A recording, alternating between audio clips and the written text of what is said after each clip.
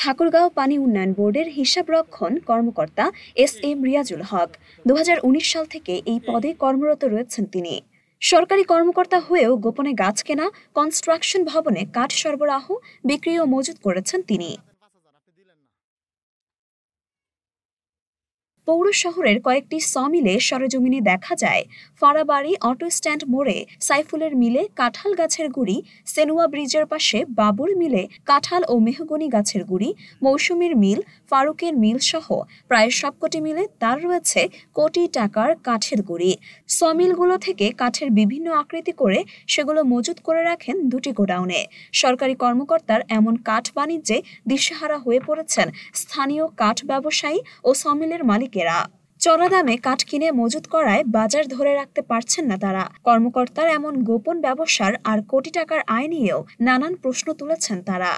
ওর তো অনেক জায়গায় কাঠ কিনা আছে, যেরকম বিভিন্ন মিলে ওর কাঁঠাল মাল অনেক মাল কিনা আছে। আপনার ওই যে ফারুকের মিলে আছে, বিবিনের মিলে আছে, সাইফুলের মিলে আছে, আমার নিজস্ব আমার মিলেও আছে। আমার কাছে প্রায় আজকে 5 মাস থেকে আমাকে বললো যে 200 সেফটি মাল নিব আপনার কাছে। 200 সেফটি মাল নিব, নেওয়ার পরে আমাকে আমার কাছে 63 সেফটি মাল নিল। 63 সেফটি মাল নেওয়ার পরে আমার বাকি মালগুলো নিল না। তারপরে উনি গলায় কেনা শুরু করলো। উনি তো হিসাবও জানে না। আমার কথা হচ্ছে, উনি একটা সরকারি চাকরি করে, উনি উনার এলাকায় থাকবে, চাকরির আন্ডারে থাকবে। উনি এত টাকা দিয়ে আমরা মাল কিনতে যাচ্ছি, মাল পাই না। উনি 2টা ছেলে রাখছে, ছেলে 2টা 10 টাকার মাল 20 টাকা।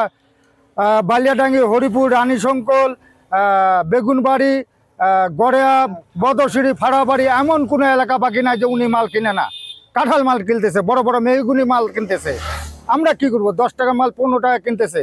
পৌর শহরের নিশ্চিন্তপুর ও তেলিপাড়ায় কাঠ মজুত করার জন্য 2টি গোডাউন রয়েছে রিয়াজুল হকের।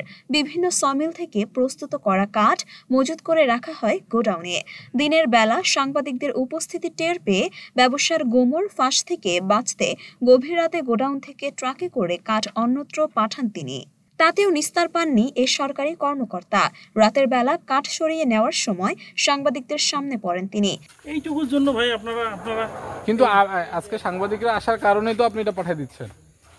যাই হোক আর কি, যেটাই হোক, আপনারা আমার তো বিশ্বাস করলেন না। আমি তো কই যে এটার সঙ্গে আমি খালি জাস্ট ওনাদেরকে একটু সহযোগিতা করছি। মানে আপনি এই গভীর রাতে কেন, মানে আপনার যদি গভীর রাতে কেন আপনি সহযোগিতা? সারাদিনই তো করতে পারতেন। আর আজকে সাংবাদিকরা এসেছিল, কি বলি এখন আপনাদের? বলেন কি বলতে চাচ্ছেন? আমরা তো শোনার জন্য আসলাম। সরকারি কর্মচারীর বিধিমালা 1979 এর বিধিমালার 17 নম্বর ধারায় বলা আছে, কোনো সরকারি কর্মচারী সরকারের অনুমোদন ছাড়া, সরকারি কাজ ছাড়া অন্য কোনো ব্যবসায় জড়িত হতে পারবেন না, অন্য কোনো চাকরি বা কাজ গ্রহণ করতে পারবেন না, পরিবারের সদস্য অর্থাৎ স্ত্রী সন্তানও ব্যবসা করতে পারবেন না। আমি তো ওইভাবে টাকার অঙ্ক বলতে পারবো না যে কত টাকা করতেছি। ওনারা আপনাকে কত টাকা দিয়েছেন কাঠের নেওয়ার জন্য? সব টাকাই দিতে। কত টাকা আনুমানিক? সরাসরি ওনারা ওই যে দিছে কিছু, সরাসরি ওনারা পেমেন্ট করছে। আর যখন ওনারা দেখতে আসছে দিচ্ছে। আপনার মাধ্যমে কত? এই তো 40 থেকে 45।